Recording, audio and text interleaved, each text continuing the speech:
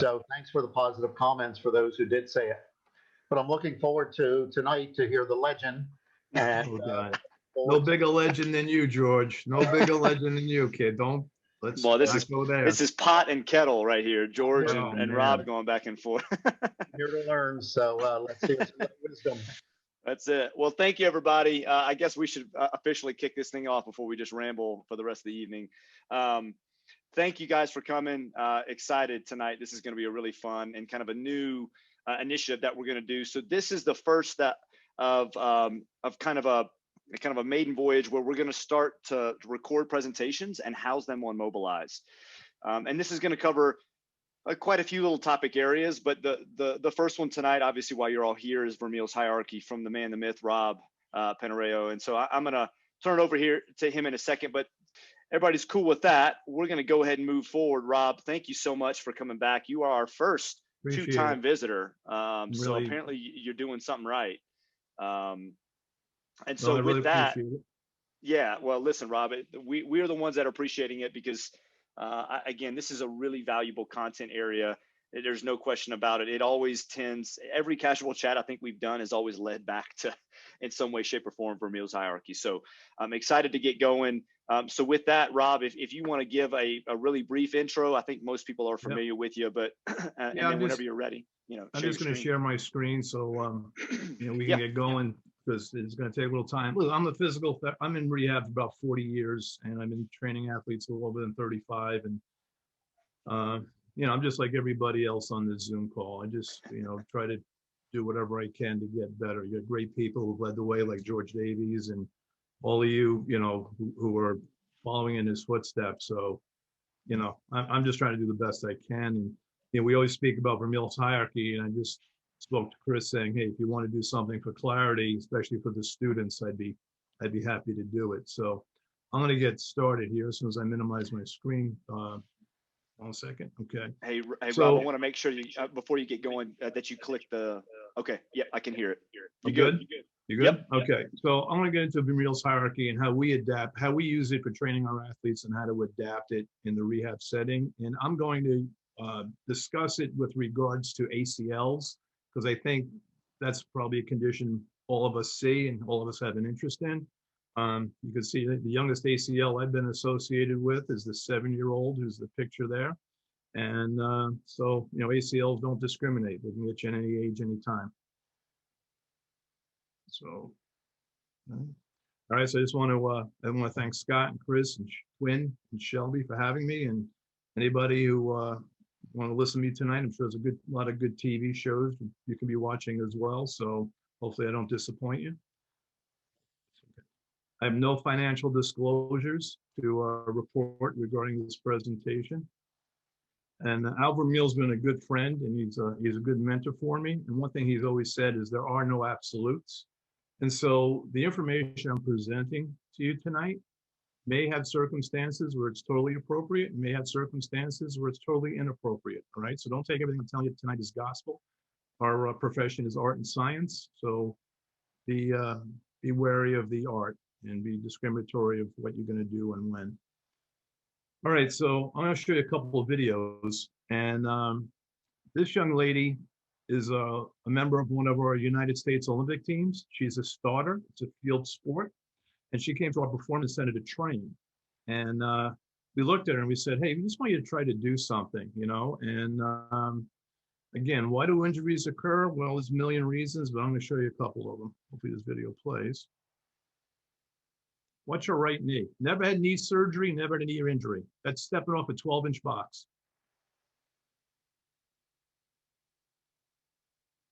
It's a national team athlete. So if you ever hurt her knee, would you really be surprised? Here's a young lady, as a junior in high school, made the all Long Island soccer team. I reside on Long Island. She came in, we were doing some drills with her. Watch her right foot and ankle. And again, she's never had a knee injury or never had a surgery. This is the way she stops all of her life. That's how she breaks. I'll play it again. Never had a foot, ankle, or knee injury. But it would surprise you if she did. Very weak quads, very weak glutes. This is a young lady. She's a PTA. She works with us. She was a hurdler in both high school and college. Tore her left ACL hitting a hurdle. Now she just runs half marathons and marathons. She probably weighs about 108 pounds, but she can squat 175, so she's pretty strong.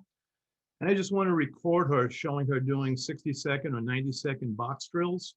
Watch her right knee when she jumps and lands to her left, and watch both knees when she comes back to her right. I never realized her knees were this bad. And she's plenty strong. So my point to you, if these people are playing and they're like this and they're this weak, or they have such poor neuromuscular control, how bad are they post-surgery? Because they're already behind the 8 ball before they got hurt, right? Right knee and both knees. One other thing I want to point out is I spent some time before the wall came down, the Soviet Union, East Germany, and then in Bulgaria. And when you look at athletes, if you look at their muscle percentage of body weight, right, obviously through training, that's going to increase.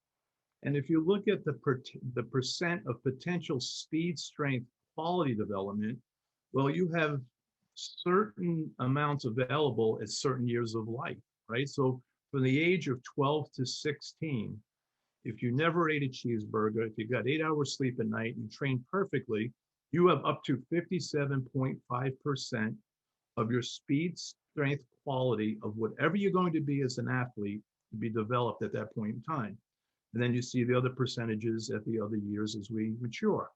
That doesn't add up to 100% because there's a little bit of an overlap. But my point is this: if we can't rehab our people properly, or when they go to return to play, if they have consistent nagging injuries, and so they have the inability to train as they would like to train, we're having an effect on their muscle percentage of body weight, and as well as the potential speed strength quality they're going to be by the time they're 22 years old. So we've got to be both effective and efficient in our rehab. So the question will come up, does performance enhancement training make a difference, right? Does training make a difference? So here's 2 NBA players, Horace and Harvey Grant, they're brothers.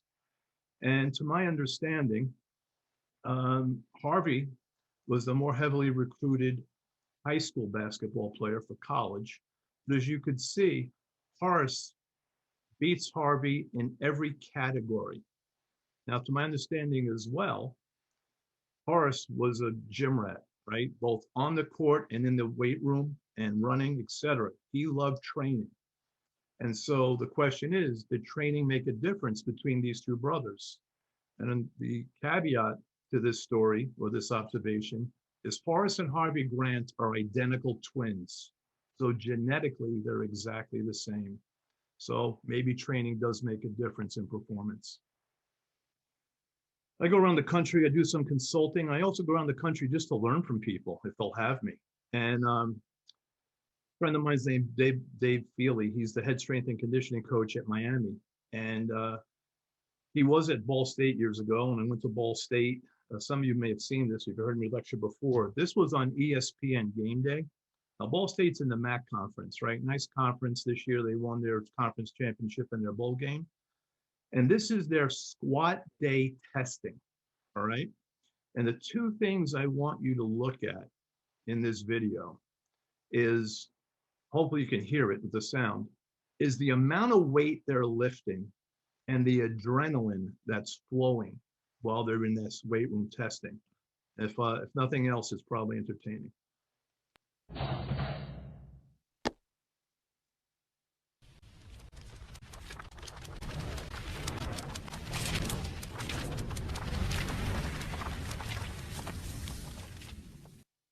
Max Squad Day is the craziest day of the year. Everybody's hyped, jumping up and down, giving the Hulk smash. It's like nothing you ever seen before in your life. Hulk is the ultimate superhero. It's all about strength, and that's what we do here. The guys are going to hit their max squat. They're going to walk through a tunnel of smoke and strobe lights, and they're going to Hulk smash some weights.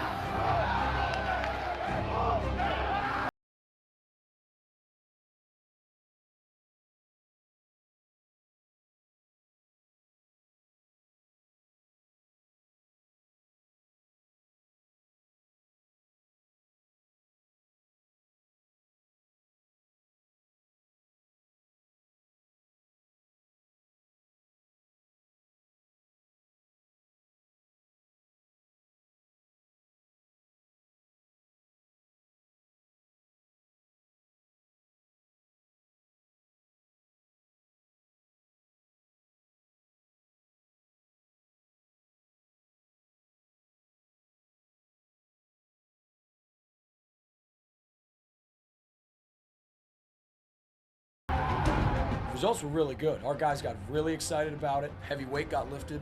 There was a lot of team bonding going on as well. There is nothing goofy about putting 500 to 600 pounds across your back, squatting it up and down.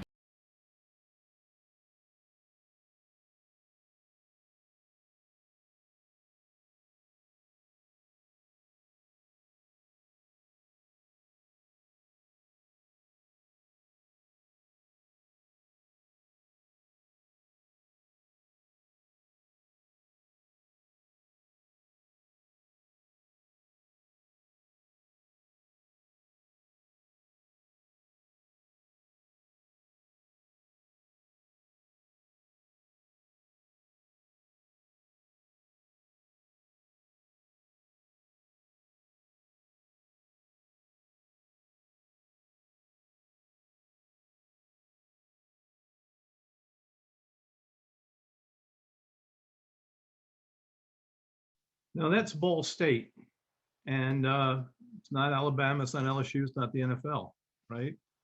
And so, can your ACL reconstructed athlete tolerate those loads? Because that's what they're facing every day with their peers in practice. And as far as adrenaline, what you saw in that weight room is nothing compared to game day. So Brian Kramer did a study years ago looking at strength and power of Division I, II, and III football players. And as you would suspect, Division II football players were stronger than Division III, and Division I was stronger than Division II and III. And in '91, the average squat of a Division I football player was 424 pounds, Division II 401, and 389 in Division III. 15 years later, Hoffman looked at the same things with some teams. You want to be in the 90th percentile as an NCAA Division I football player, you'd be able to squat 500 pounds. Your Division III or 470. If you're a high school kid, you want to get recruited. If you want to be in the 90th percentile, you have to squat 465. If you're in the 30th percentile, even as a high school athlete, you have to squat close to 300 pounds. So can your ACL reconstructed athlete handle those loads? Can they produce those forces? Same thing with speed, right? If you look at the 30th percentile, the high school players, if you're running a 5.540 or 5.340, you're not running away from anybody and you're not catching anybody as well. So you have to pay attention to the standards of sport. You can't ignore the standards of the sport because that's what your athletes returning to and facing every day. Here are 3 athletes that came to test for us with us. You could see their age, their positions. What I want you to look at is look at the limb symmetry index of them, all right? They did a single leg vertical jump in the brown column. And we like vertical jumping because it's a good test of athleticism. And limb symmetry indexes, I'm not killing them. They're a good place to start. My point is, don't forget the standards of the game. So if you look at their involved limb, and we'll look at the gentleman at the bottom, the linebacker. Well, he's got a 10.5-inch single leg vertical jump from his ACL extremity. He's 10% better than his non-op leg, right?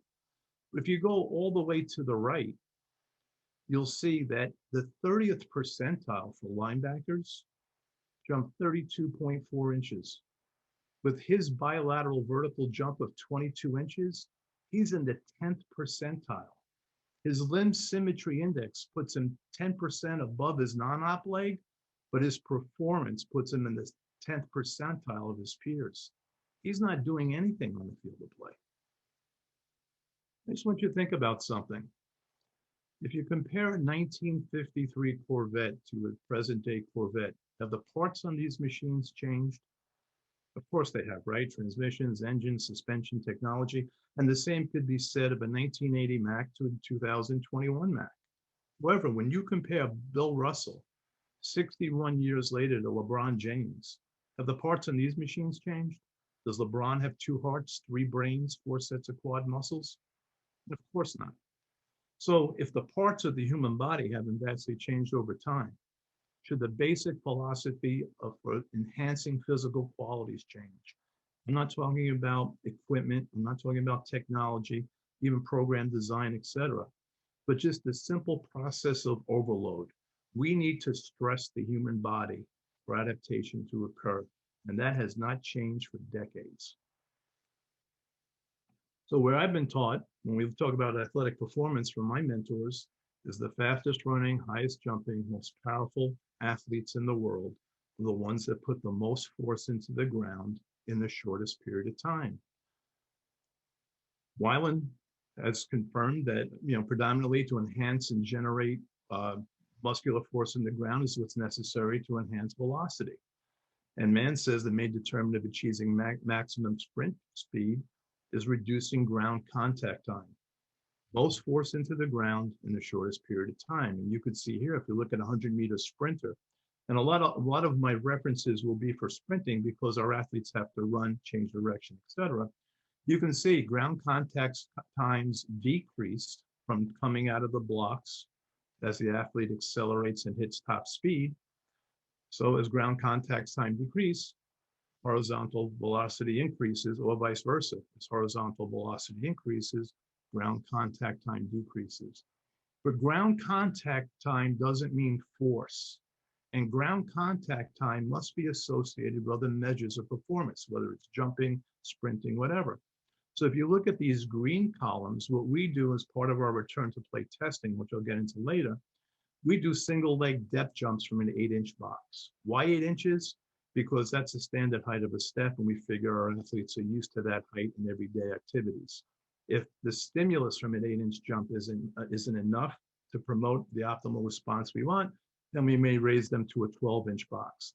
But if you look at their ground contact times and their LSIs, they're much better. They have lower ground contact time on their ACL extremity, these three individuals, than on their non-op leg. But if you look at the force output, they have an LSI deficit. And if you look at the RSI index of the ACL reconstructed extremity, it's under 1. Now, I don't know what that RSI means because we don't have any standards for single leg depth jumps on ACL reconstructed limbs. But my point is, you just can't look at ground contact times. You have to look at what the ground contact time is associated with regards to force production. Ken Clark, who's now at Westchester State in Pennsylvania, did some work when he was at SMU. And it's not only application of force. We know that world-class sprinters could have ground contact times of less than 1/10 of a second and can have up to peak forces of 5 times body weight in their reactive forces. Marathon runners, they have a little bit over 1/10 of a second ground contact time. They have 3 times body weight per impact, and they have 25,000 ground impacts in a marathon event. Can your ACL reconstructed patient or athlete, can they not only produce these levels of force, but tolerate the reactive forces, especially with 25,000 ground impacts?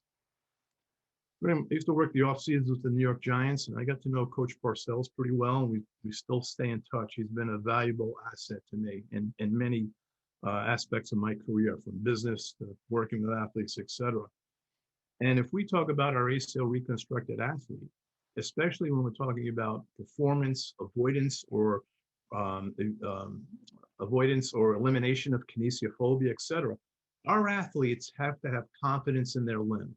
They have to have confidence in the ability to apply force and to tolerate those reactive forces. Same with the upper body. You have to be able to throw a blow, and you have to be able to accept the reactive force from that blow, okay?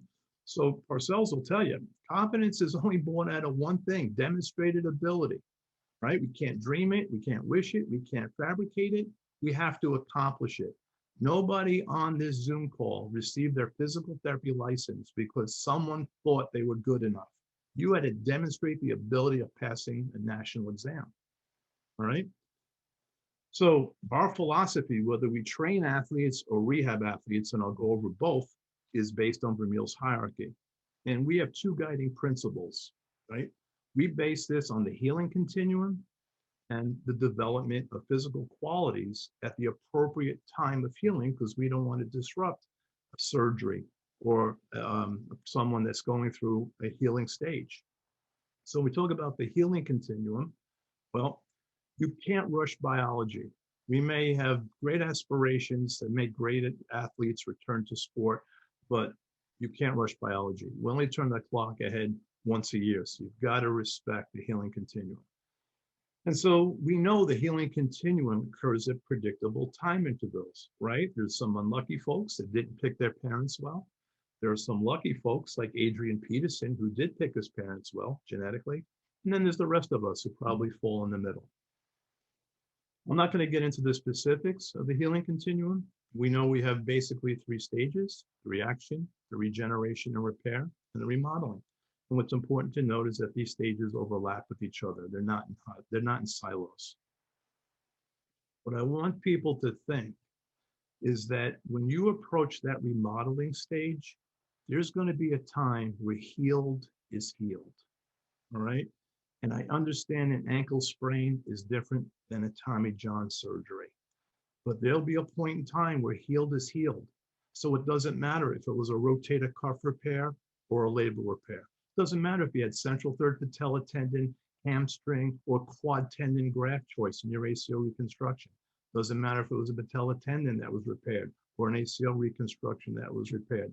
Respectable contraindications, but there's a point in time where it's more about we have to enhance physical qualities and less about the type of surgery they had or the type of injury we had, as long as they get to this remodeling stage where they're healed. So we know that recovery, Lynn Snyder-Mackler says this, is not based on the passage of time, but it's based on the achievement of measurable milestones. And your objective milestones should be SMART. They should be specific, measurable, attainable, relevant, and you have to have a timeline of achievement, all right? Just because on the ACL protocol, it says start running at 12 weeks. 12 weeks does not mean that your athlete is ready to run at 12 weeks. And then we talk about the physical qualities. And these physical qualities were developed by strength and conditioning coach Al Vermeil, Hall of Famer. Excuse me. And he's the only strength and conditioning coach to win 7 world championships in 2 different professional sport leagues. He won 6 with the Chicago Bulls, and he won a Super Bowl with the 49ers.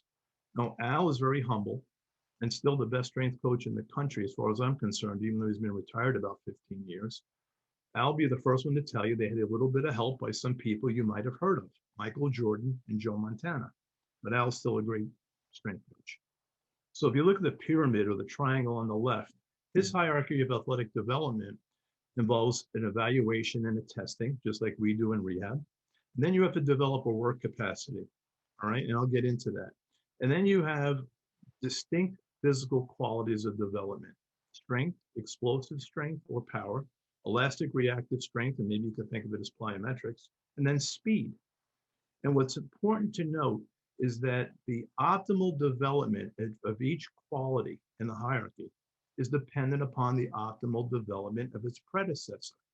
So if strength is defined as the ability to produce force and power is force with velocity, well, if we can't produce adequate levels of force, how can we produce adequate levels of force quickly?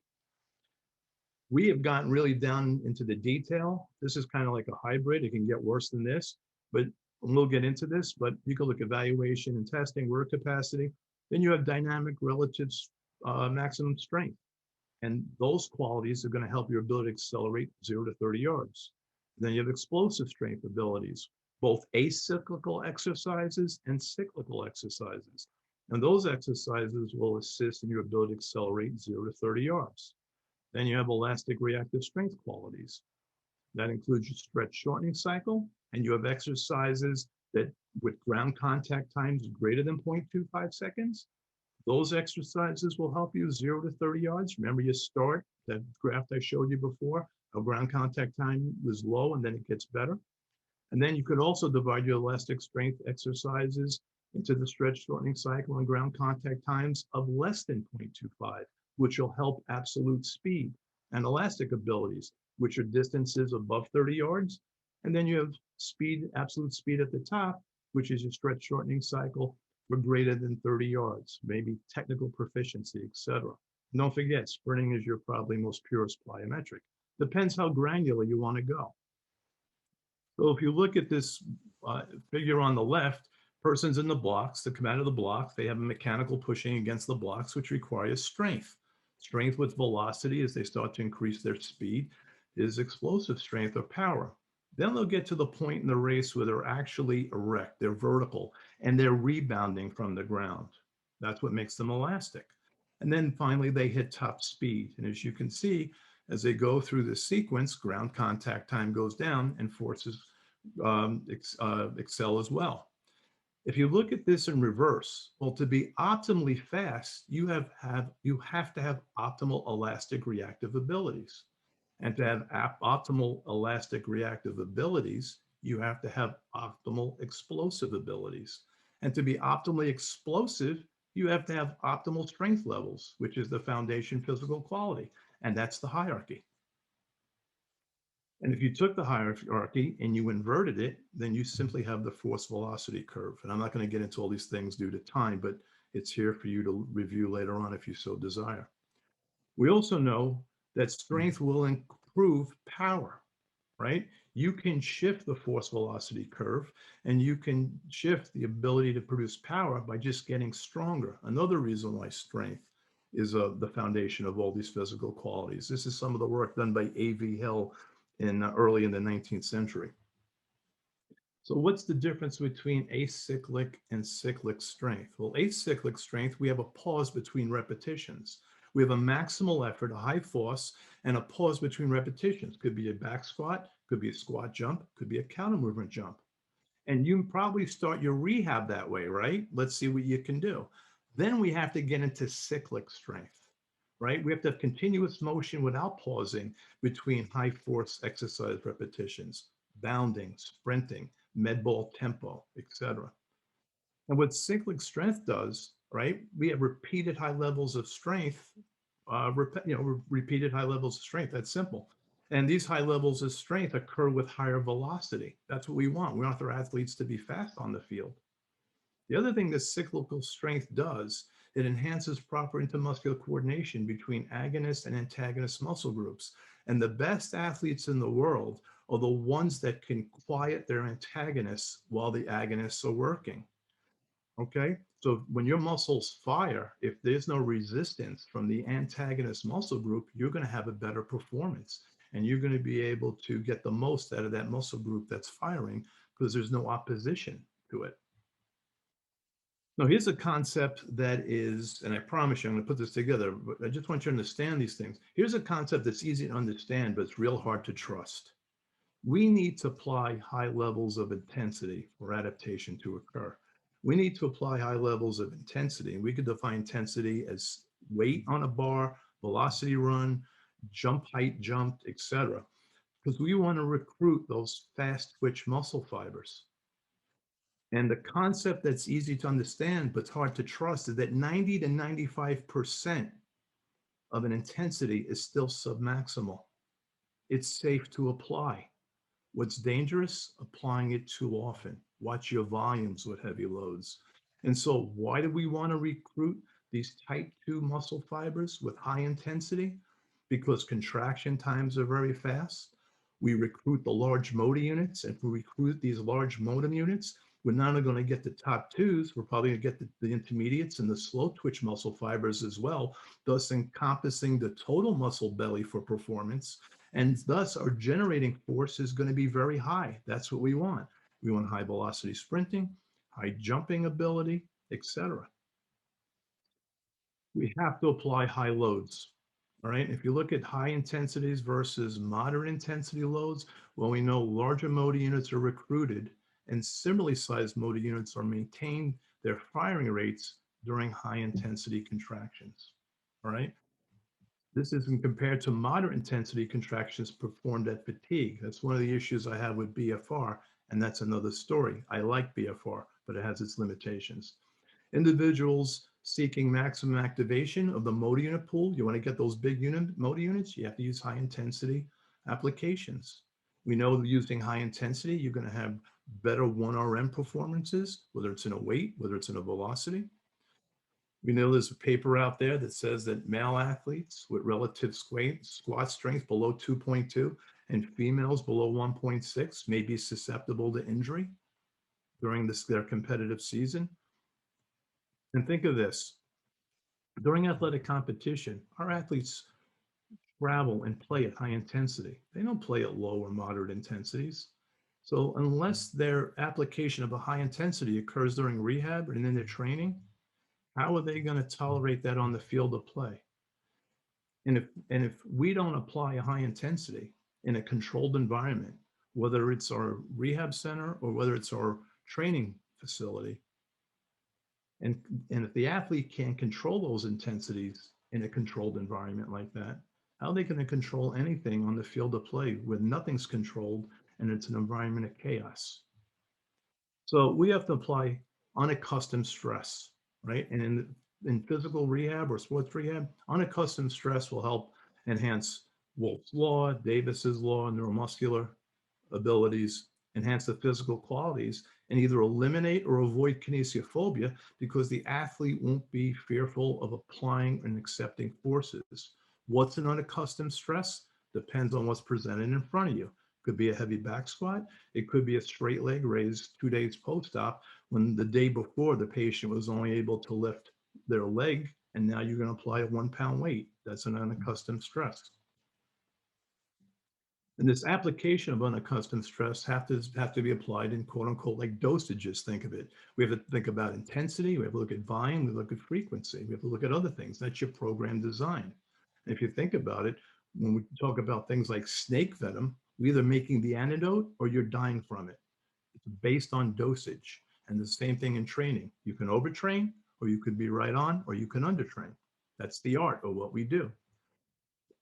So when we talk about the modification, for rehab, we add 2 stages, and we've published on this. We add a stage of mobility and movement and a stage of muscle reeducation. So mobility and movement, we've got to restore range of motion for our ACL patient. We have to get movement. We have to get rid of the crutches. Now, a lot of people talk about, don't worry about training, worry about movement. Well, I like to see you move if you can't apply force, right? It's not possible. The other thing is we have muscle reeducation, right? We want to avoid or get rid of arthrogenic inhibition of the quad or other types of things like that. So once we can assume the exercise position with mobility and movement, and once our muscles are firing, now we could develop work capacity and then get into the hierarchy of the physical qualities. So mobility and movement, I'm going to take you through each one of these and how we look at it. In muscle re-ed, we like our athletes to be able to overhead squat, holding a light barbell or a dowel over time after their knee surgeries or hip surgeries, whatever. When they're in the low, deep knee bend position, we want them to behind the neck press the wooden dowel or the light barbell 4 or 5 times, because that will show stability. We also have to get mobility with knee surgeries and with backside running mechanics. If you look at the young lady to the right, we have to be able to get the heel to the gluteal fold on our swing phase, right? And because running is cyclical, if you have a bad backside mechanic, you're going to have a bad front side mechanic. If you have a bad left leg, you're going to have a bad right leg. And we'll get into this a little bit more. What do we do usually with range of motion? We do it passively. And that's important because we need the soft tissue compliance so that we're able to get there actively, but we've got to work it actively. Muscle re-ed, we've got to get that muscle firing. All right. And so whether you use biofeedback, electric stim, whatever it is you want to do, you've got to get motion over time, get that active range of motion for running, and then get that quad muscle firing. What's important about getting that heel position is that we know knee flexor power, as you cycle the leg to go from swing to ground contact, that position will apply more force into the ground. And we have more force into the ground, we're going to have better propulsion, right? The other thing is that reactive force into the ground is going to assist to get that heel back to that backside position. All right. You're not going to be able to do that actively at that high speed. It's not like you're focusing, I got to flex my knee and touch my rear end. So it's important to get that heel to that backside position. There's something else called relative muscular effort, right? Lauren Chu's group, who's an ex-Olympic lifter and a PhD in biomechanics, does a lot of research with weightlifting and such. He describes the relative muscular effort as the muscle force required to perform a task relative to the maximum force a muscle can produce. What does that mean? My shoulder and scapular musculature need less force, need to produce less force to put a book on a high bookshelf versus pressing 200 pounds overhead, right? It's the contribution based on the task at hand. So his group looked at muscle groups and the effect of squat depth versus squat load, though both are important. And what he found was with the knee extensor group, right, all the problems we have with our quads post-surgery, depth was more important than load, even though load is very important. And so another reason why we overhead squat is so that we can get to the depth. So when we start back squatting or front squatting, we don't have to worry about it. We're already there and we're getting max EMG or max activity of our quad muscles. Kevin Wilk and others have shown the same thing. The highest EMG activity of the quads and the hips, et cetera, occur at the deepest knee bend position. So if there are no contraindications, you have to get there. Ankle plantar flexors, the triceps suri, load is more important. And for the hip extensors, the motor, right, where you're going to generate your most force as well as deceleration and change of direction ability, you need both. You need depth and you need load. So here's a gentleman, I went up to Canada, visit a friend of mine who's a sprint coach, Derek Hansen, and you'll see some stuff from him here. This guy's a defensive back. He plays in the Canadian Football League. This is about 10 years ago. He's a left knee ACL reconstruction. He's 13 weeks post-op, right? What do most ACL protocols say? Give or take, start him running at 12 weeks. Watch his heel position as he runs. Look at his non-up leg as his right. Look at his op leg as his left. Heel position non-up, heel position up. Heel position. You think he's going to be able to run as fast as he ran prior to surgery? And unless you work on actively achieving that again, passive range of motion doesn't do it. You could see his deficit. Here's a young lady that came to us during her Christmas break. She's 5 months ACL reconstruction surgery. She plays college soccer. She's a starter on her team at a Division I university. This university has won national championships, and every year, if they're not ranked in the top 5, they're ranked in the top 10 in the country. So her ACL reconstructed knee is her left. You put them against the wall, have them bend their knee. Watch her deficit. That's as much as she can bend her left knee, 5 months post-op actively. Compare it to a non-op leg. Look at the difference. How fast do you think she's going to be? What do you think her running gait cycle looks like?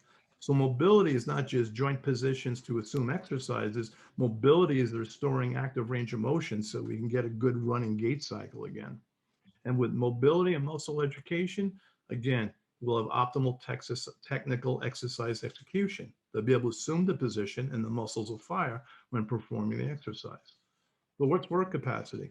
Well, work capacity, we have to be able to perform these exercises time and time again, whether it's in the same rehab session, whether it's in the rehab week, or whether it's the total duration of the rehab that the patient needs.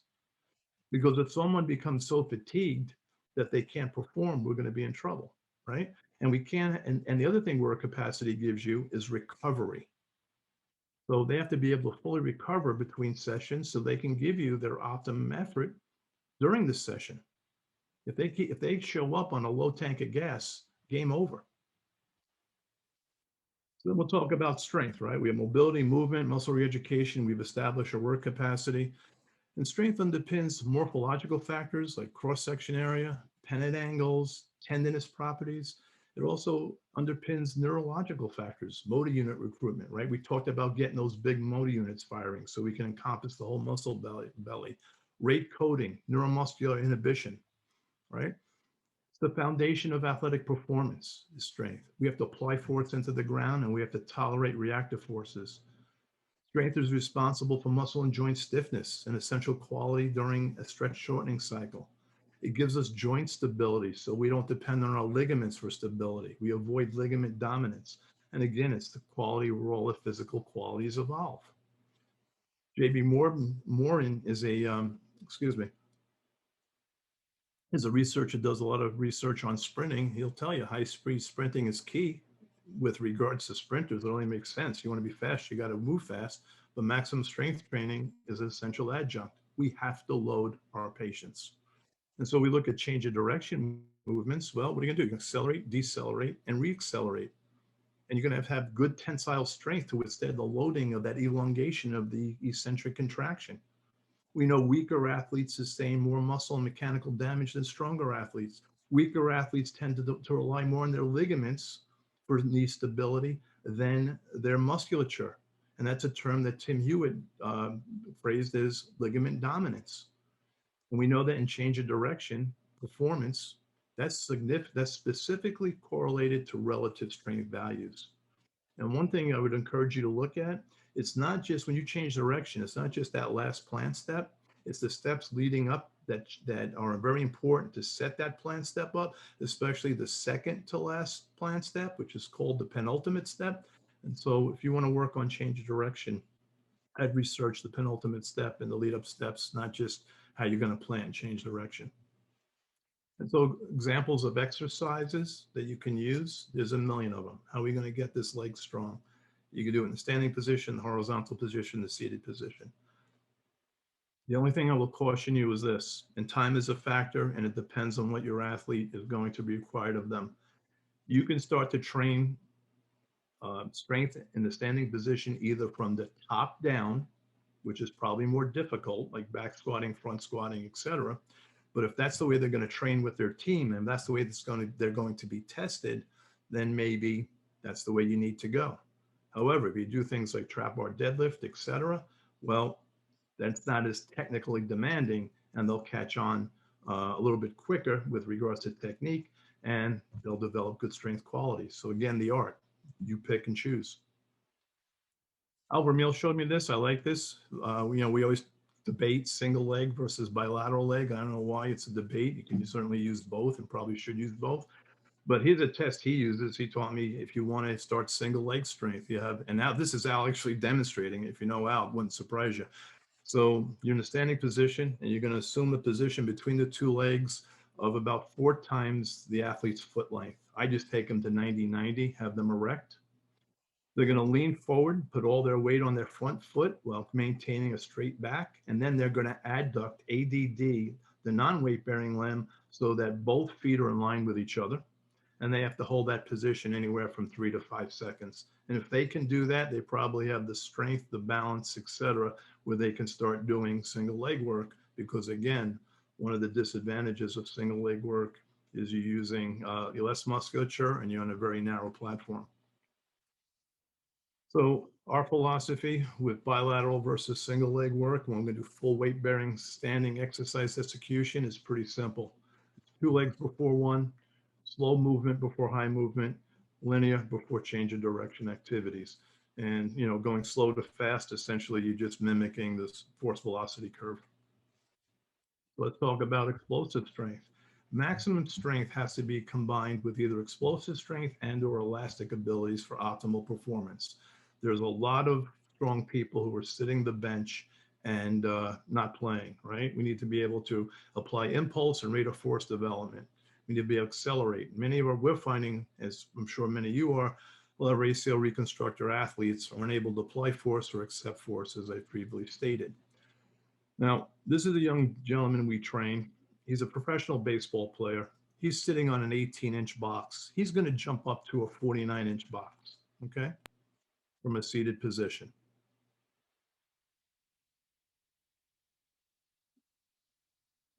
Not bad, right? Pretty explosive. Good athleticism.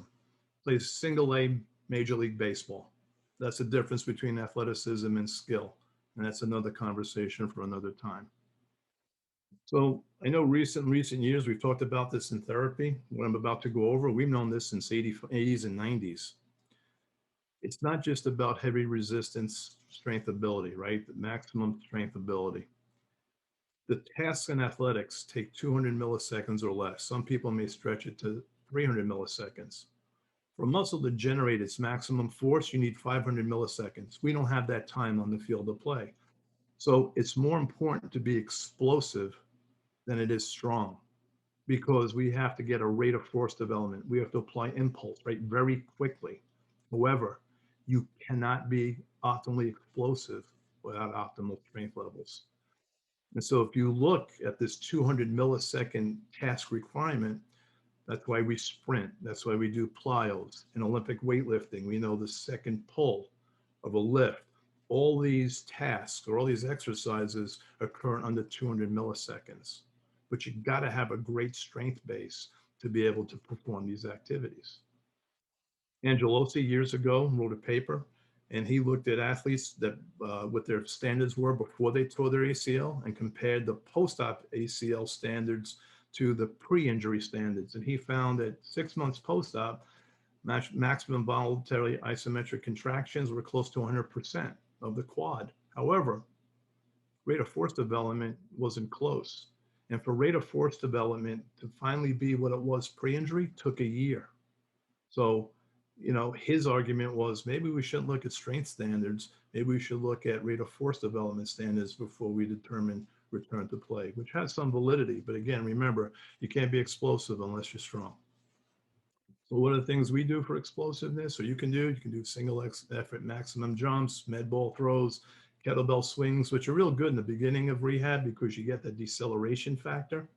Olympic style weightlifting we use when it's right, or we use their derivatives depending on the athlete, pulls and go from the power positions except from the floor. And we always start from the power positions before we go to the floor. Let's talk about elastic reactive strength, the next level in the hierarchy. Elastic strength qualities is the ability of the soft tissue complex to absorb, store, and release energy. All right, it's your SSC. And so Charlie Francis and Derek Hansen explain it in this way, and I think it's a great example. If you took a bicycle and turned it upside down, and you wanted the wheel to spin as fast as possible, you would initially grab the wheel and throw it, right? And the wheel would start spinning.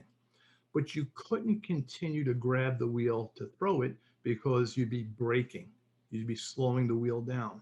So what do? You start slapping the tire. And as you slap the tire, you apply a force, but you also get a reactive force, and your hand would go in a circular motion to slap the tire faster and faster and harder, so the wheel spins faster and faster.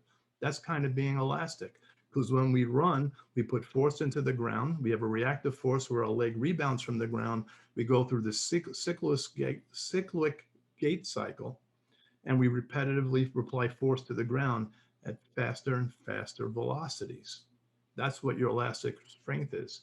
It's not a mechanical application of force. It's a rebounding of force. You took a fully inflated basketball and you just threw it into the ground versus a partially inflated basketball, the fully inflated basketball would go higher. It's reactive to the ground. If you threw it down the track, it would go further, force into the ground, and then you have to tolerate the ground reactive forces. So here's two other professional baseball players. The guy in the blue is now retired. He's 6'2", 202 pounds. He's been fanatic about his body weight, always 202. The guy with his hands on the hips is 6'4", 225, significantly bigger than the guy in the blue. What both these athletes are going to do is they're going to jump over four 3-foot hurdles and then land, I forget if it's a 4.5 or 5-foot box. But the things I want you to look at are twofold. How much time do they spend on the ground? And upon the landing of the box, who does it easier, the guy in the blue or the bigger gentleman in the black?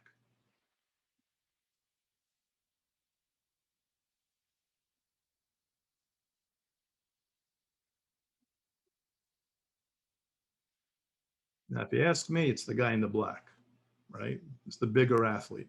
What's the difference between the two athletes? The guy in the blue won a major league batting title, earned over $200 million in his career. And the guy in the black, the bigger athlete, is a double-A catcher. Again, difference between athleticism and skill. Again, a conversation for another time. So remember that Canadian football player? Well, what we did is we put him in the weight room. We stacked a couple of plates, had him jog up to the plate, hit the ground, and up to another stack of plates. All right? Single leg, maybe coming off a 3-inch drop. So I want you to watch this video. I want you to look at the non-op and op legs. Look how much plantar flexion and ground contact time occurs. Again, this is about 10 years ago, and we've been working on this stuff for a while.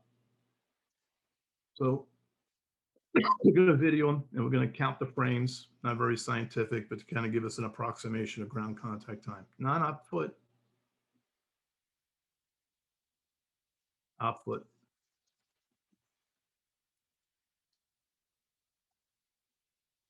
And we'll start to slow it down. Op foot. I'm sorry, non-op foot. Here's the op foot.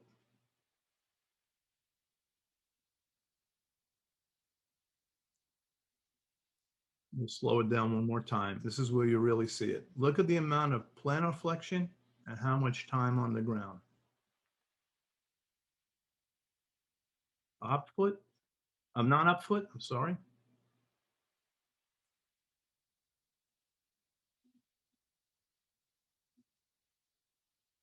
Up foot. Look how much more time he spends on the ground. What he's doing is he's plantar flexing more so that he dampens impact. Okay. If you dampen impact, you're going to have less stress to the knee, but you're also going to spend more time on the ground and not be as powerful and as elastic. So whether it's fear, kinesiophobia, or just quad weakness, or whatever it may be, you're going to find your post-op athletes are going to spend a lot more time as a protective mechanism on the ground. How do you get rid of that? You got to load them to restore confidence. And in this case, it's 0.025 seconds more time on the ground. So things that we do, right, to enhance elastic abilities as you go through this hierarchy, right? Repetitive jumps, we talked about it before, ground contact time activities of greater than 0.25 seconds, and ground contact times leading up to ground contact times of less than 2.5 seconds. And don't forget, sprinting is the purest plyometric. Some lead up drills you can do or modified mock drills. All right, Gerard Mark was a track and field coach. You could look up mock drills. We specifically favor the A drill. And then we do some ankling activities. If you want to YouTube something else, you can look at ankling activities, or some people call it dribbling. So look at these examples. If we want to run a 40-yard dash, a good 40-yard dash time is going to take you about 8 or 9 strides or 16, 17 steps, give or take, right? If we have an inappropriate backside heel position that's low, speaking to track and field coaches, we're going to lose a hundredth of a second per stride. 100th of a second per stride times 9 stride is 900ths of a second. If we want to take that ground contact time deficit of 0.025 and multiply that by 9, that's 0.225 seconds. In example A, we add those two together, we have a 0.3 second slower 40-yard dash time. Example B, let's take that 0.225 and decrease it by half, because as you increase velocity, ground contact time goes down. Well, 0.09 plus 0.112, now instead of 0.3 of a second slower, it's 0.2 of a second slower. So we need to restore active range of motion, which will give us force application, also have us have reactive forces that bring our heel back up to the assumed position we want, and reducing our ground contact time. Most force into the ground in the shortest period of time.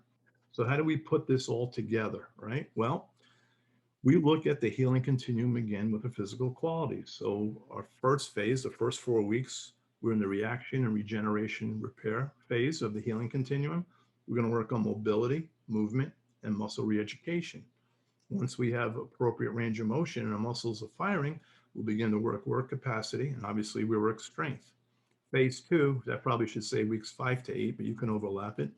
Now you're in the regeneration and repair stage, as well as remodeling. If you need to, continue to work on mobility and movement and work capacity, but now you really got to step up your ability to work on strength. And then in the last phase, where we're going to prepare our athlete to return to sport, hopefully have the time if the insurance companies don't handcuff us, so to speak, we're in the remodeling phase. And hopefully when we hit the remodeling phase, as I said before, healed is healed. It doesn't matter what kind of surgery it was. And I said that with an asterisk, because obviously it does, especially if there's precautions or lingering anatomical, deficits or structural abnormalities. But when you're in the remodeling phase, the focus has got to be on the enhancement of physical qualities. So this is our return to play testing based on Vermeil's hierarchy. We look at knee range of motion, both passively and actively, right? And then we give them a strength test. You pick it, standing, horizontal, seated, whatever you want. If they fail the strength test, how are they going to pass the explosive or the power test? Because if they can't produce force, how are they going to produce it quickly? They can't. So we give them a strength program and they come back and retest. If they pass the strength test, then they move on to the power test or the explosive strength test. If they fail that, they get a power program and then they come back and retest, and et cetera, right down the line. When they can pass all the tests Then we decide based on their goals, their condition, and the time of year, do they return to training? Do they return to practice? Or do they return as sport of participation? Depends on what's presented in front of you. Got 2 slides left and then I'm done. Let's look about a situation of strength in world-class sprinters. I know we're big on data. Ladies and gentlemen, don't forget what you see in front of you. So here's Derek Hansen's 8 world-class sprinters, all right, he works with. The fastest guy has a better bench press than he does back squat. Are we to believe that the highest velocity, fastest athletes in the world, the key to velocity is the bench press? Probably not. So maybe if we strengthen his legs a little bit more, and all these athletes are about 180 pounds, if we strengthen his legs a little more, maybe we'll help with his velocity, maybe not. The 5th fastest athlete can back squat 490 pounds at 180 pound body weight. Does he need to be stronger? No. Maybe he needs to be more elastic. Maybe he needs better technical proficiency in his running mechanics. But I don't know what, but he certainly doesn't need to be stronger. Look what's in front of you, right? Just because the ACL says start running at 12 weeks doesn't mean your athlete should start running at 12 weeks or whatever it says on the protocol. You want to run a 4.6 40-yard dash? Great. That's about 9 to 10 meters a second. We know that initial speeds up to 7 meters a second emphasize strength and explosive strength qualities. 7 meters a second is almost 16 miles an hour. Once we exceed 7 meters a second, we become more elastic. We become more dependent upon elastic strength qualities. So it's not that you can't train all the physical qualities simultaneously. You certainly can, you probably should. It's where you're going to place emphasis. So now you're going to go through your rehab program. Well, if your athlete can't run at a velocity of 7 meters a second, why would you emphasize plyometrics just because it says it on the ACL protocol? They can't become elastic. They can't get to the point where they become elastic to take a benefit of that training. So you would have to keep working on strength and power qualities, that being your emphasis, until they hit 7 meters a second. And then you could start to emphasize elastic qualities because now they'll benefit from elastic type training because they'll be able to achieve those velocities. Don't worry about what's on paper alone. Don't worry about what the research papers say with data. Put it all together, but don't forget, what do you see in front of you? So I'm all set, I'm done. Hopefully you can wake up now, and if you have any questions, I'm happy to take them. So Rob, if you want to go ahead and end your screen share so we don't get that feedback. Yeah. There we go. Wow. Okay. I'm gonna let that like kind of marinate for a second because talk about information, Rob. That was awesome, man. I know it's a lot and it may take a little while to sink in, but like you said, you're recording it and people want to go back and look at it and well, it's fine. I mean, with that being said, I mean, it is a lot of information. What do you feel like as a profession? And it doesn't have to be specific to Vermeil, although it probably will be. Where are we failing the most, right? Because when somebody says the word strength, right? Strength is a relative concept to the task or towards the. I mean, it's relative to the task, but also to the necessity of the individual. So is that where we're probably failing the most? Do you think? I don't think.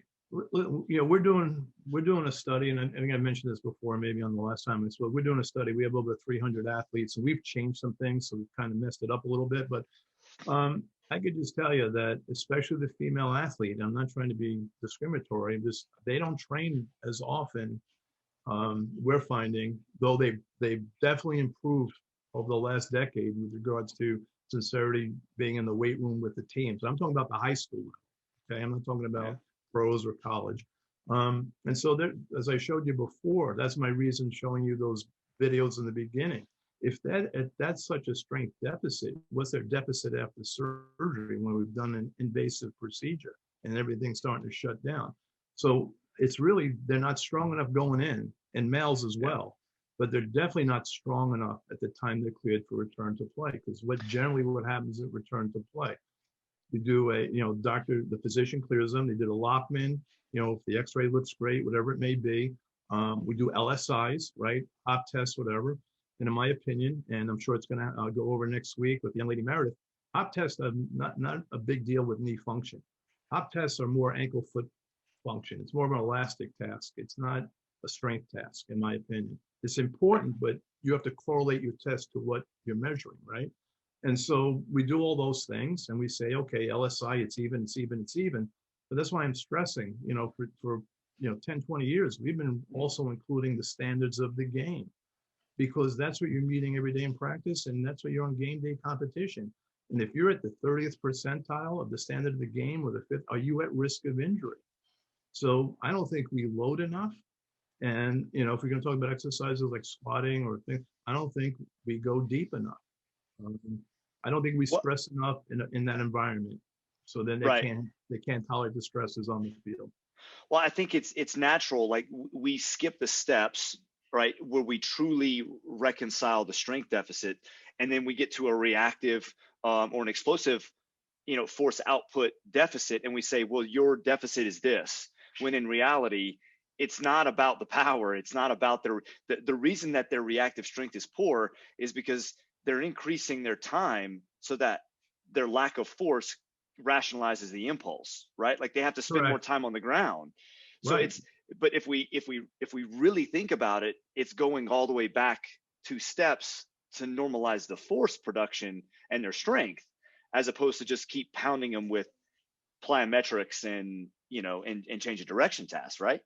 Yeah, I mean, they may not be able to tolerate those tasks. They have to be strong enough to be able to tolerate those tasks. And we know, like I said, we know that strength also carries over to help with higher velocity activity. It's really a foundation. So, whether it's force output, whether it's tolerating reactive forces, whether it's giving you the stiffness so you can perform the high velocity movements, and, whether it's protecting the joint and unloading the ligaments, you've got to be strong.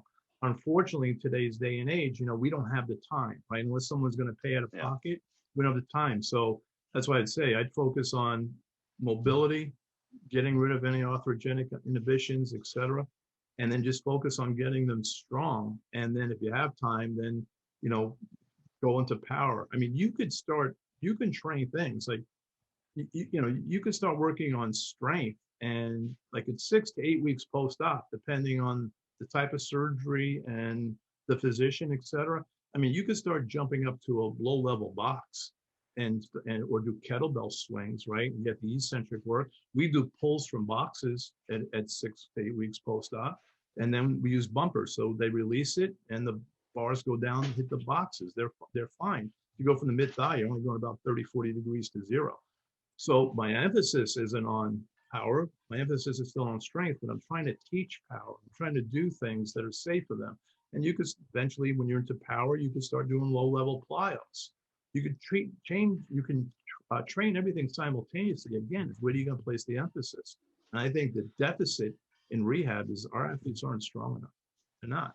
Yeah. Well, again, I love the concept, and I do this, but I don't know that I've ever considered the fact that Vermeil's hierarchy is most certainly a training paradigm, but it's also a testing paradigm as well. I mean, I don't think most people think like, oh, ACL testing, I'm going to follow Vermeil's hierarchy, or rotator cuff testing, but it's very obvious that we probably should. I mean, it makes a hell of a lot of sense because we're literally checking out these criteria-based approach, but it gives us, I think, with your presentation, something to consider about how inside of each of those boxes, we need to obviously select the appropriate task and or test that is suitable for it. Yeah, that's the art, right? That's the art. I'm sure everyone here is very good at what they do, but we all have different experiences. And, even though we all follow the basics when it comes to fine tuning, we may have different preferences, which is fine. That's why we get better. We learn from each other. If everybody did the same thing, game over. It's done. We have the answer, right? So I want to make sure we get to everybody's questions. Guys, if you want to unmute yourself, probably the best would be to just post your name in the chat, and then so we don't all unmute at the same time. I'm going to ask one more question and then certainly open it up. But Rob, what's your, you spoke a lot about intensity, and I think this is one of the areas that we do a bad job, right? We just don't empower our clients enough to be to take some ownership, to really Mhm. dial it up, right? I love that Ball State video because it gives the impression, but it doesn't have to just be a college weight room, right? This can be No, in your facility, but it could be a 1 pound, like I intention, said, right? it could be a Intention 1 pound matters. straight leg raise. It has to be an Yeah, unaccustomed stress. yeah. For adaptation to occur, it can't be listen, if you're going to give something, if you're going to give a task to if you're going to give a task that the athlete or the patient is used to, you're spinning your wheels. Where's the adaptation? There's no such thing as a safe exercise. If you have a safe exercise, there's no adaptation. There has to be some time of unaccustomed application for adaptation to occur. And if it's something they're not accustomed to, then there's always a risk, right? Now, if you have an athlete that can squat 200 pounds, you're not going to prescribe 300, but you might prescribe, you look pretty good, we'll go up to 205 today or 210 or whatever it may be. You look pretty good on your straight leg raise. I use that because obviously it's a basic exercise. If you kill the 1 pound weight, we'll go to 2, we'll go to 3, whatever. And just what do you see in front of you? You know what to do. You know when to stop or when to apply, you know? Yeah, it looks like Shelby's got a question for you, Rob. So, Rob, once your athletes pass their strength tests, are you retesting those as they move through their other objective tests later in rehab, or is it a one and done situation, like they pass the block and then move on? No, we'll do a strength. I don't, how do I say this? I'm not telling you I'm right or wrong. I'm just telling you what works for me. I know when someone I feel comfortable with at a certain strength level, I'll shift my emphasis. I don't do a standard strength test. Now, I don't have an isokinetic unit, all right? I'm not against isokinetic units, but here's my con to isokinetic units. First of all, if I had one, I might get prescriptions for isokinetic testing. I haven't had a doctor ask me for an isokinetic test in 10 years. That's the first thing. Two, I think when we do isokinetic testing, we isolate a muscle. It's important. We need that data. These muscles are weak, and these are weak for these periods of time, and this is when the muscle's weak, etc. However, when you do an isokinetic test, there's no co-contraction and there's no reactive forces. So I know I have a quad, and I know it's important to know how strong my quad is, but I'm not on my feet. It changes when I'm on my feet. And so I like to look at a lot of things when they're on their feet. And when I think through my experiences, I can progress them or shift the emphasis to another physical quality, then I do it. Before they're discharged, then we do that formal return to play testing. I don't do many formal formal testings to advance them to the emphasis of the hierarchy, because they're training all the physical qualities of the hierarchy at the same time through the whole process. It's just where am I placing the emphasis? So again, I'm just watching, and to me, that's the art. And maybe I'm missing something by doing it that way, but that's what's worked for me. Yeah, but I mean, it's not like you're blindly guessing here. I mean, No. clearly, do you have some criteria that you've developed in your practice over years and years and years, and patients that you can look at an individual or they can complete a certain task that makes you feel, confident that they can move forward or et cetera. Well, I mean, we're not, Yeah, so I'll give you an example. If you want to go remedial, right? So we do isometric mid-thigh pulse. You can start doing some easy kettlebell swings. Doesn't have to be heavy. So what's happening? You're producing force, it goes up. You're working deceleration when it comes down. You got to get rid of the weight shift before you do any of that. Then we work on overhead squatting, right? And then when they've assumed the full squat or get close to the full squat position, how am I going to load them? Well, top down, bottom up. Bottom up is easier. What's my time factor? What do they have to do? While I'm doing that, what am I going to do? I can start doing mini box jumps. Why? Because impact on jumping up to a box is less than impact jumping in place. At the same time, I can start doing, I've already worked on isometric mid-thigh pulls. I can progress that to mid-thigh pulls from blocks and release the barbell and let the bumpers hit the weight. And what am I doing for plyos? I might do ankling, very easy ankling activities. Think of this. When you do activities with a straight leg, you have two advantages to protect your ACL. You have compression between two joints, right? Compression gives you stability. And if you do a knee extension from 90 to 0, we know in the terminal 15 degrees, we have the screw home mechanism, which is a locking of the joint, right? Well, isn't straight? And what I mean by that is if I go into terminal knee extension, or I'm standing on a straight leg, and I externally rotate my feet 15 degrees, I'm in screw home. So I'm in screw home with, compression. So I can do muscle cleans. I could do overhead presses. I could do a lot of stuff early in my rehab because I'm not going to affect my ACL. Now, why would I want to do those things? Well, we know we have cross training, right? If I have a right ACL and I work my left leg, there's crossover in strength. Well, if I work my whole body, there's no crossover in strength. My legs are locked. I can RDL. I can do a lot of things. And I can ankle. If you want to look up ankling, very easy with straight legs for short distances. So that's how I start my plyos, whether it's a maximum jump, a maximum effort jump, and they're going to stink at it. They're afraid to do it onto a low box, or they can start to react to the ground by ankling with straight legs. The joints protected for short distances. So my emphasis is on strength. I'm still working power. I'm starting to work elastic abilities. When do I shift the emphasis? When they demonstrate adequate levels of strength, they demonstrate adequate levels of power, and then they start to develop adequate levels of elastic abilities, as long as we have the time. Yeah. Does that make sense? I mean, Yeah. I mean, it makes sense when you say it. If I could just take all your knowledge and shove it into my head, then it would probably make a lot more sense, Rob. But Dan, you want to unmute yourself and speak to your question? I think it probably deserves a little bit more than I'll give it credit. But thanks a lot, Rob. Always good to hear from you, man. Hey, Dan, how are you doing, man? Just taking it in, man. I'm going to spread the gospel, headed to Caesarea Philippi and Antioch and Corinth after all this is done to spread the good news, my man.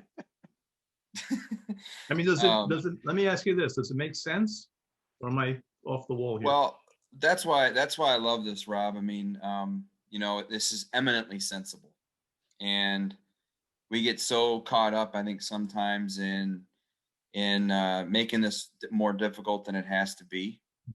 Like I said, this is an eminently sensible approach, and I think, like I said, we just need to keep getting the word out. So,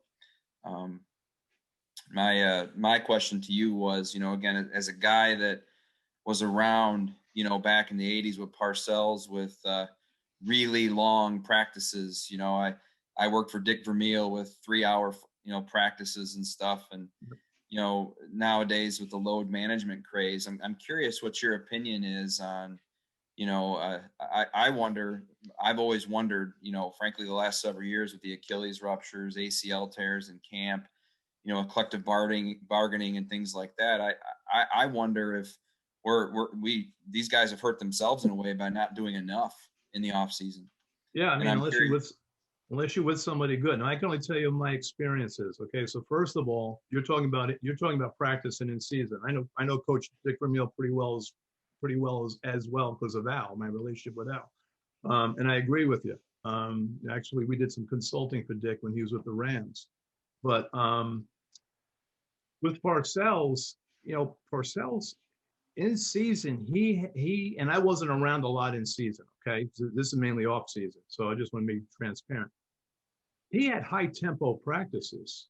He didn't have these long-winded practice. He had high tempo practices. And his GPS was, I know who my best conditioned athletes are. His big thing was stamina. That's what he would say. And if his 2, 3, 5 best conditioned athletes were tired, he knew everybody else had to be tired. That was his GPS. But in season, I will tell you this, the Giants lifted heavy in season. And they would do low volume, high intensity. And they program it through the course of the season. And I guess the epitome of that philosophy, I can tell you where it came from. There used to be a strength coach for the New England Patriots by the name of Jerry Simmons. When the Giants went to scrimmage the Patriots, they were sharing the weight room. And Coach Parker, who's a guy who I worked with, Johnny Parker, he just saw this big chalkboard, and on it was like, 220 on squatting, 225 for 5, 275 for 3, and then let's say blank times 2, blank times 2, blank times 2. And Johnny thought, man, that's pretty lazy. He's not even putting the numbers, he's not even prescribing the workout. What Johnny realized later on was, no, you have to put those numbers in based how your players feel. And so when Parcells went to New England and they lost to the Packers in the Super Bowl, well, if you think, when do you want to peak? You want to peak in the playoffs.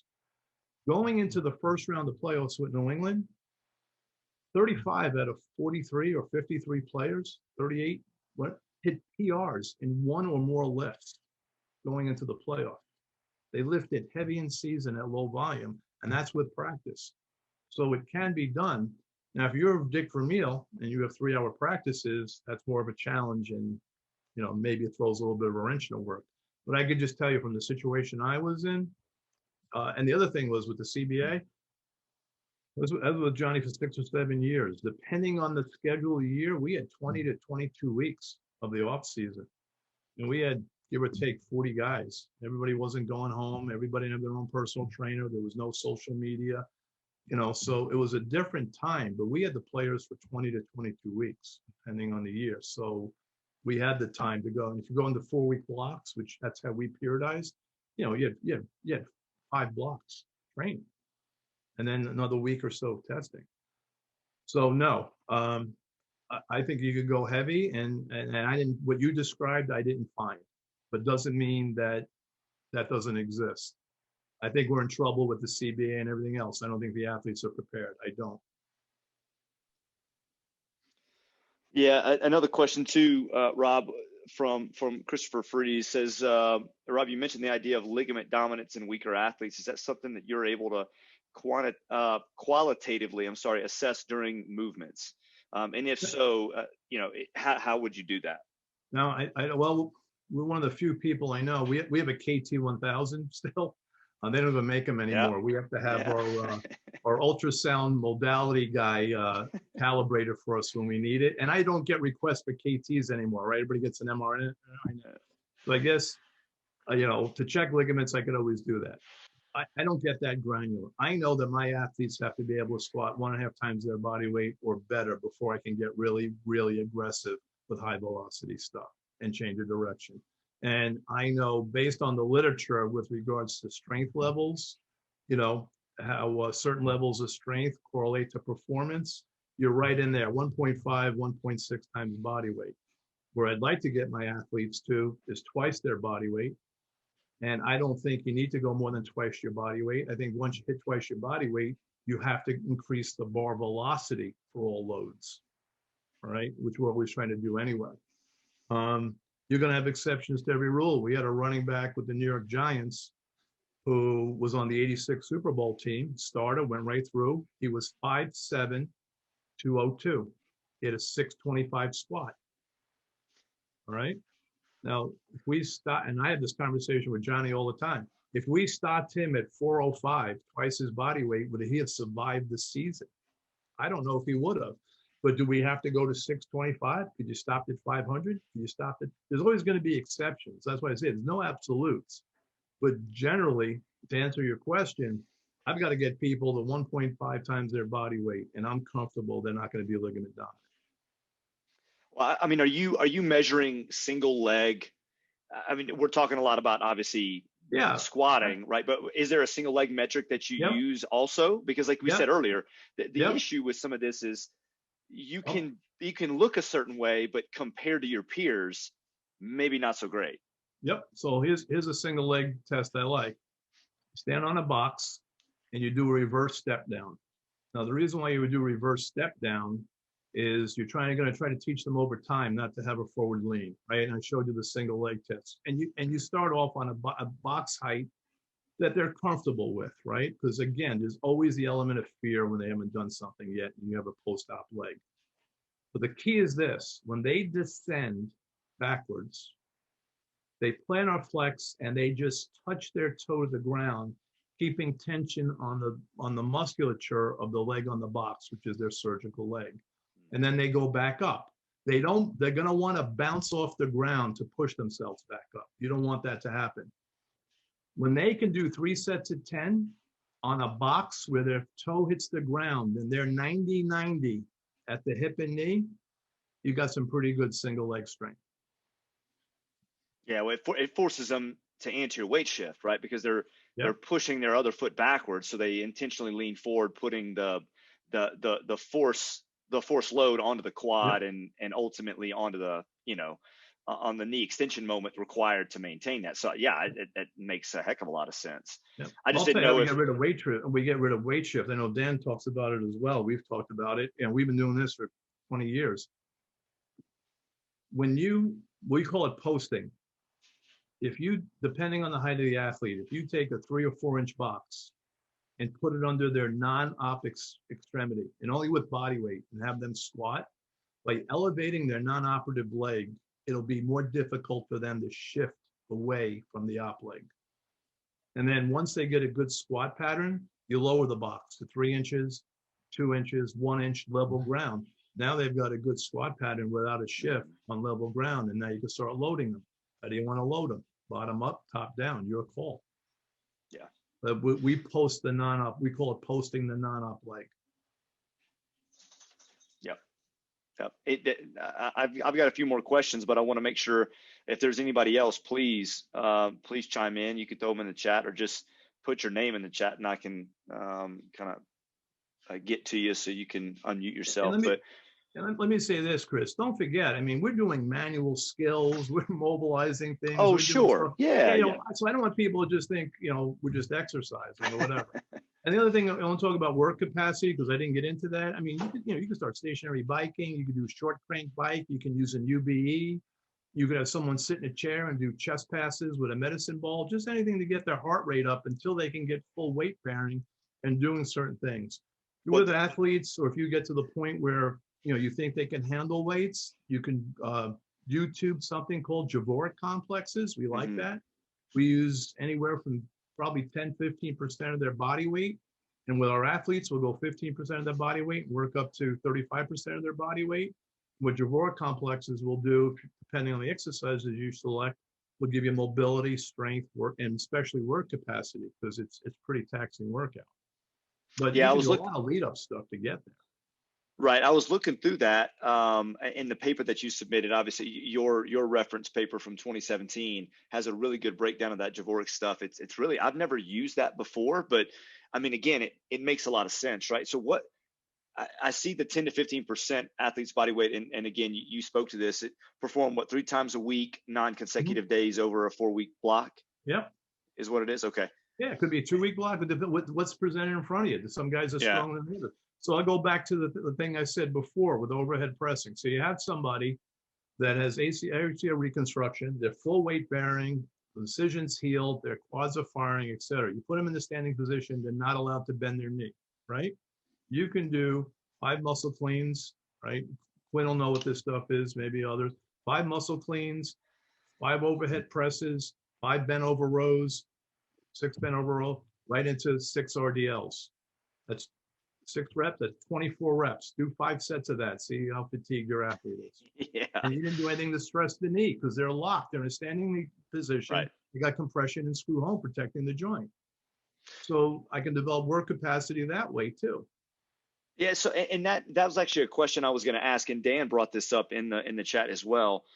Where does energy systems development fit into this? Is it something that you're just kind of mixing in? I mean, obviously, a lot of our power, explosive force stuff is going to fall into our anaerobic system. But are you doing, aerobic conditioning stuff? Does that fall under work capacity? Yeah. And that's where you're lumping that in, or? Yeah, that's probably all you could do in the beginning. They can't tolerate heavy reactive forces, right? So that's all you're doing. Like I said, whether you're on a bike, whether you're on a UBE, whether you're catching a medicine ball, whether you're doing stuff with a straight leg, that's all you can do, But what I try to do is I just try to do whatever I can to keep them active and try to build mobility and strength in whatever way I can throughout the body, And as they start training, then obviously your program design is going to incorporate, depending on the tasks you give them, certain energy systems, right? Yeah. Depending on what they have to do. Low load, high velocity, tempo for prolonged period of time, and anything in between. Yeah. I didn't know if you were specifically dosing that, but I mean, it makes a lot of sense. Obviously, I could tell you this, and it works for both of us. I guarantee you, I'm not as specific as Scott. I know I'm not. That could be said. And that works for Scott, and of course for me. And I'm not telling you Scott's wrong. Please, I'm not saying that at all. I'm just you can definitely say it. It's okay. It's okay. We'll allow it. We'll allow it. I'll moderate this, Rob. I'd let you get away with whatever you want. Yeah, I don't want to walk around looking over my shoulder though. I know he's got that bald head picture, and he's all intimidating, and It's a whole thing. It's Rob, I did actually have a question, but that's funny. I for the testing that you discussed that you utilize, and I really like, again, that pairing. I think I've taken two of the biggest things from Vermeil's that I've taken from you so far has been really around testing based off of the stages, and then the importance of work capacity. And so the question I was going to ask, you kind of got into a little bit with the complexes you discussed. Yeah. But that whole idea of training in order to be fit enough to actually go train is something I know you've talked about a bit, and I just wanted to know if you could expand on that just briefly, kind of that idea of the preparation to train as opposed to the training itself. Yeah, I mean, I think, listen, as I mentioned, your athlete, look, bad things happen when you get excessively fatigued, all right? We know, I was at special surgery for a number of years, and there was a study done there, which I know has been repeated a couple times. We know, as an example, in a normal, healthy rotator cuff, if we, quote unquote, excessively fatigue a rotator cuff, we disrupt the rotator cuff deltoid force couple. And thus, in a fatigued rotator cuff, and I always say excessively fatigued, which is semantics, because your athletes are going to get tired when they train. It's just, when is it too much, right? In an excessively fatigued normal rotator cuff, you will have, as you elevate your arm overhead, superior migration of the humeral head. And with your arm at your side, you'll have inferior migration of the humeral head due to that disruption, especially going overhead, of the deltoid rotator cuff force couple. And thus, I don't like to do a lot of stuff when people are fatigued, right? Or too fatigued. That said, I have to prepare them so that when they're really into the meat and potatoes of their rehab or their training, they can tolerate that. And so they'll get fatigued, but not excessively fatigued. So what does that mean? They can perform optimally through the session, and then they can recover to come back so that they can perform optimally again. And that has to happen session after session and week after week for the entire period, whether they're training or they're rehabbing. That is the value of developing a work capacity. Now, the other value of work capacity, depending on the activities you prescribe, you're also going to get mobility and other factors at the lower end of the hierarchy that are going to be necessary to increase the physical qualities, right? So Jabora complexes is going to give you mobility, it's going to give you work capacity, and it's going to give you a little bit of strength. Yeah. Yeah. No, I appreciate it. Thanks, Rob. And the other thing I would add is, I was just going to say the complexes I've also found is a phenomenal way to teach movements that you're going to load eventually. Absolutely. So it's a lot of good instruction time. You're just getting a lot of reps there as well. Yeah, mobility, you're going to have to be able to assume the positions and eliminate the weight shift. Then you're ready to load. Yeah, I mean, I think that gets into a good, and you brought this up earlier, right? But that work capacity also builds your ability later on to manufacture some good recovery, right? It's going to improve your recovery, within some of the more intense exercises that may be down the road, right? So building that base, if you will. And as you say, Chris, I'll ask you a question. When are the gains made? During what period? Oh, it's in the rest, right? It's in the recovery and the rest. Correct. So you need work capacity. Yeah. Yeah. Well, and again, you don't talk about work capacity in rehab too much. Right. Right. Well, we spend so much time, right, speaking about the preciseness of, how much, how often, and being very granular, when in reality, right, like getting to a point and enough repetitions that cause an adaptive response, and then a subsequent decline of that stimulus so that there is some kind of enhancement and rest recovery that takes place. But you're right, we don't speak as much about that. And listen, as an example, let's take another example. Let's go back to football, and I'll tell you what Coach Parcells used to do in camp. He put out a unit, first unit, second unit, third unit, right? They'd run 6 plays. Let's figure a good drive is 12 or 13 plays. first day of practice, they weren't running 13 play drives, right? 6, 7 play drives, 8, 9 play drives, progressed to 10, 12 play drives, 12, 13 play drives. Now you've developed the work capacity to handle a drive to go the length of the field. It's no different than what we do. And what we do is no different than what you should be doing in practice. So work capacity, how are we starting and how are we progressing it, right? So, Yeah. you know, Yeah. Whew, okay. Well, like I said, Rob, I don't want to keep you here forever. It's 8:30 in my world, and I mean we're an hour and a half in, almost an hour and 40 minutes in. I'm happy to stick around, Rob. I'm happy to stick around if people want to Okay. talk about it. If not, I understand. I'm probably making you all yawn. No. I doubt that. You don't you don't get people sticking around for this much. I promise you. So,